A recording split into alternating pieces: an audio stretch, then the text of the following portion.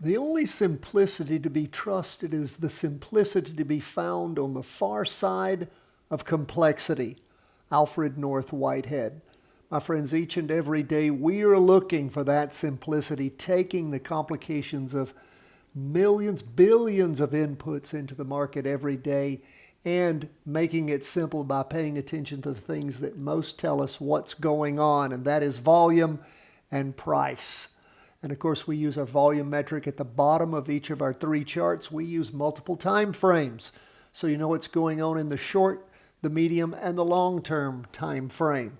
And of course, we use the Heikin-Ashi candlesticks that takes out the noise and shows us what's really happening with the average pace of price movement. Let's jump first into the S&P 500. It is up a little bit for the day, a little less than 0.25%, 0.24. Volume, not much to write home about so far this week. We look at the latest two-day chart. That represents, didn't mean to call that up, that is a doji, and it represents Monday and Tuesday. Didn't get to average volume. Not showing a whole lot happening, a lot of indecision, staying below the trend line. Yes, we are trending down slowly, but not much to write home about. Again, if you decided to pull the trigger and you're in a down trade, that is all right now. I don't think I would have pulled the trigger this soon. Don't have any volume this week backing things up. We did have, a spinning top the week before, back the 13th. That was a green spinning top. And then last week, we had a red spinning top. Yes, that does many times portend a changeover. Nothing super strong. It did break that old trend line. So again, if you hopped in, that's all right. Just be careful. Now, where we do have a confirmed down move, and we are short, is in the NASDAQ 100. Going into the third week of decent down movement, we had 3 weeks of two dojis, and in the center of that was a red spinning top. We again had average the last time. We had average volume back on the 27th of June, and last week we had average volume as things were moving down. That's on the weekly chart. We can see on the 2-day plumbing lower quite nicely with lots of volume. You see where the volume was on Tuesday. That was in the morning.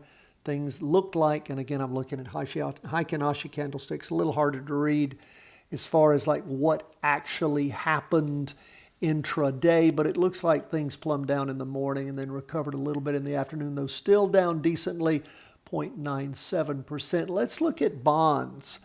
We have been short bonds for the last 3 weeks. We're going into the fourth week, and we're not getting anywhere near as low as we were before. We're now starting to pierce the weekly trend line on that half-day chart.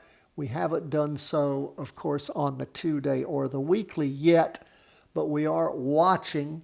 Now, again, this could just be some up movement. Maybe it'll bounce off this trend line and move back down. We shall see. Volume's been decent for the last day and a half.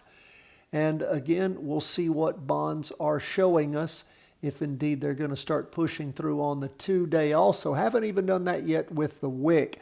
So we'll keep an eye on things. Still short on bonds, but we're paying attention. What do we see with gold? Gold down big today, 1.40%. It had tried peaking up quite strongly back on Tuesday and Wednesday of last week. That was the 21st and the 23rd. And then have just, petered down. They did pop up, it looks like, on the Heikin-Ashi candlesticks. I remember yesterday, looks like they popped up a little bit. Gold did. And then back over today. On the half-day chart, still staying above that weekly trend line. Same on the 2-day with a doji. Again, lots of indecision, not a lot of volume to write home about. But gold refuses to pierce this floor that we have put in, this level of support. Hopefully, folks, what it's doing down here is this just moving along, mulling around, gaining some energy, getting ready to pop. I hope it's going to pop up because I'd like to go long gold. If it doesn't, crashes through this floor, we'll write it down, and we can see where gold have to go all the way back to like August of last year where gold hit another potential low. But where we are right now is where gold settled on back in October, the week, the 27th, and then the following week, the 3rd of November. And we'll see if it just hangs there and starts moving back up. We are uncertain on gold right now. We are standing by to play it when it breaks, up or down. What about Bitcoin? Well, Bitcoin, again, we've tuned in these last 3 weeks as this tried to gain a little bit. Man, it blew off some steam today, 1.72%. Crashed through the weekly trend line on the half-day chart, and it's hard to see anything on the 2-day chart. Yeah, it hasn't moved through it yet, but again, we're just keeping an eye on Bitcoin, trying to find its place. It had started taking off quite nicely, but again, these last two-day candles, Bitcoin has weakened significantly, and we just got sort of a doji this week. So we'll keep our eye on things, see if Bitcoin can gain some energy or if it's going to just crash back down. That is where we are, my friends. So glad to have you with us. We always love to hear from you. Patreon members, thank you so much for your support. If you appreciate what we do, you want to support us here at the channel, become a Patreon member. Costs you as little as $1 a day, $30 a month to underwrite what we do here. And the first thing you get is my latest book, 3-Wave Trading Advantage. You also get our 3-part series, Options Made Simple, The Charting Wealth Way. If you're interested in options, we've got the training for you.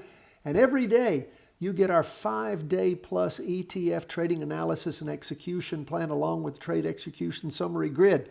You get it a day early for the next day. Can you beat that with a hammer? No. Thanks so much, my friends, for being with us. God bless. All the best from the whole team at Charting Wealth.